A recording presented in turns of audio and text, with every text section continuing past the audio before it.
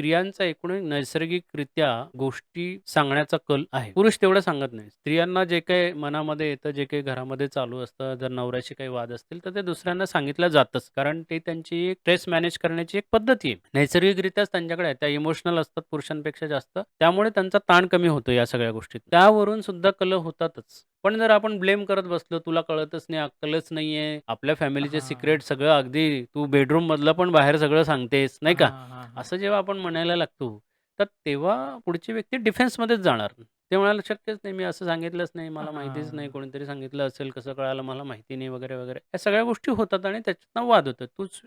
एक आपण जर स्वीकारलं, की बाबा हो, चुकलं माझ्याकडनं, मी बोलून गेली हां. बोलण्याच्या ओघामध्ये, तर आय एम सो सॉरी, पण मी इथून पुढे आता काळजी घेईल, की अशा पद्धतीचं माझ्याकडून कुठलंही वागणं होणार नाही. एकामेकाबद्दल हां. आदर, सन्मान हे सगळं जे आहे किंवा प्रॉमिस करणं हं. एकमेकाला ते फॉलो करणं, काळजी घेणं, नाही का? हे सगळं कुठून येतं?